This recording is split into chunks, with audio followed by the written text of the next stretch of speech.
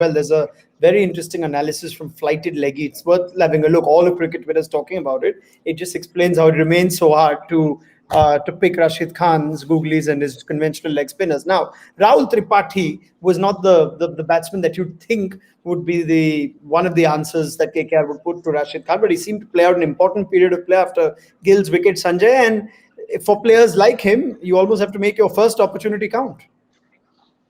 Absolutely. And I said in the pre-show as well that I'm not a big fan of having people like Tripathi who've been around and contributed on occasions, not the most consistent, and rather go for somebody, who will be able to contribute more on a regular basis, like a Karun Nair, who's got more first-class experience, international experience as well. But today he batted superbly. And the thing with Rahul Tripathi is what you get with him is that he's not going to be putting too much of a price on his wicket. So he's not somebody who's going to be looking to not get out. You see that happen with some big name players who go in with the intention of not getting out. And if they take that a bit too far, it starts hurting the team. So Rahul Tripathi will go in there. He'll either get out early or play an innings of this kind because there's a lot of, quality batting coming down the order. So that's where I think he fits with his approach to batting and just lovely guy. You could see that he was just having such a great time. They're smiling all the time, even at the opposition. It was a fantastic innings. Yeah, it's almost like they played normally, Dale, and just managed to get a boundary on over. There 26 boundaries in that innings. Sunrisers, as much as we talk about their bowling and how impressive they are, were they guilty of not bowling as well as they could have? Yeah, I saw a stat at the end there where their seamers missed the stumps by like 70% or something like that. So obviously it tells you that they bowled a bit wide, and there wasn't a lot of swing on offer tonight. I thought we'd see Sandeep run in and bowl that usual big in swinger that he bowls. I thought you'd see Bhuvi have great control, bowling away swingers and then in swingers, but there was no swing on offer for them tonight. So it kind of had them caught a little bit with not knowing what to do. But I thought Tripathi bowled batted beautifully. There was a stage there where I think they took a timeout and he knew how many more batters there were still in the shed, and he came out after that timeout and just absolutely smoked them. He changed the momentum for about 2 or 3 overs and then unselfishly carried on in that vein and got out.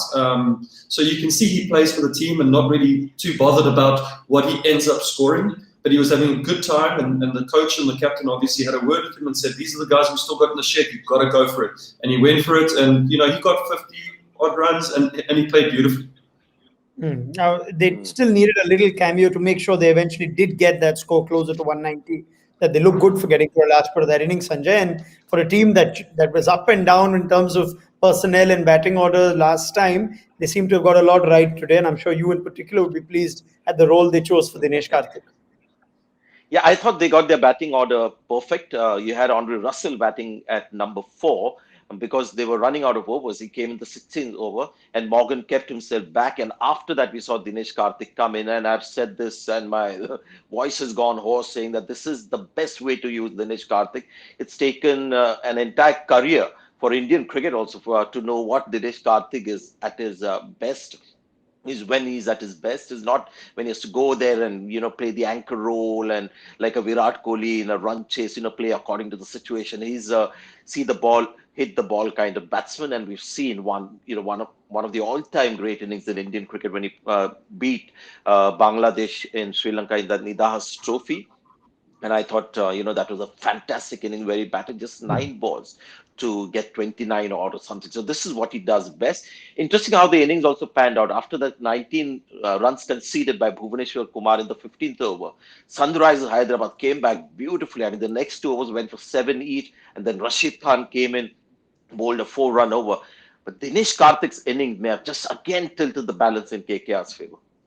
All right. Now, 188 looks like it's good runs for the team batting first, Dale, but looking that there is no swing or bowling attack as good as the Sunrisers, didn't seem to find themselves, enjoying themselves too much. You've got Cummins, Prasidh Krishna, Russell. Will they bowl differently? How would you expect them to bowl on this? Yeah, tough one. When you saw the game the other night, I thought 160, bang, RCB got there. Tonight, what's it, 180 odd? It's going to be an interesting chase. But the Sunrisers are going to rely on Bairstow in the middle over there, and they're going to need Warner to kind of get going for them up early if they want to stand a chance of winning this. I think those are their 2 big players that they're going to rely heavily on tonight. Yeah, we'll hold on a minute to just figure whether Bairstow and Warner indeed are the two that come out or whether Saha comes in. Sanjay, if you want to make a call on that, would you rather have Warner and Bairstow together and try and start off with your best two for Sunrisers, or is Saha the likelier option? I would go with Saha because if you've got him in the playing 11, because Bairstow can keep wickets. If you've got Saha in the playing 11, it's obviously for the batting. And where does Saha, contribute best is at the top of the order. Best also brings a little more class and, dependability down the order.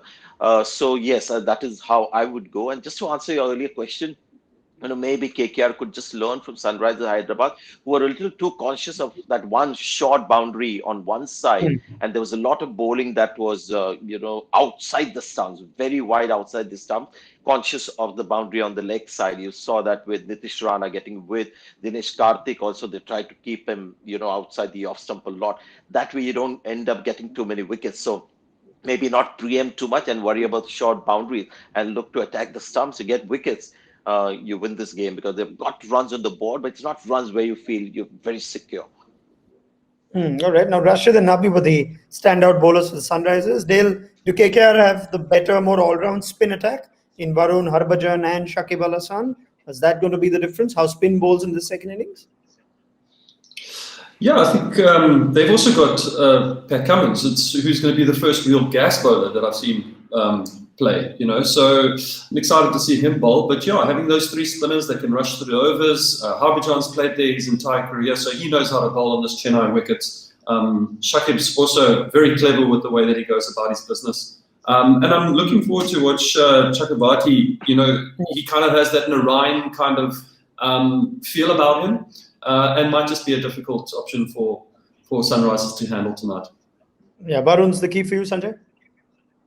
Yeah, a key bowler for Sunrisers Hyderabad to watch more carefully. But having said that, they can afford to maybe not go after Varun Chakrabarti that much because he's a fantastic T20 bowler. So he will be like a Rashid Khan, for KKR. But maybe they are better off if they're opening. Yasa is opening, so he could go after the bowlers in the first 6 overs, because that would be where they could maybe catch up with KKR, how they went about in the first 6 overs. And the brilliant thing that SRH did was from over number 15 to 19, which is really odd considering the momentum that they had.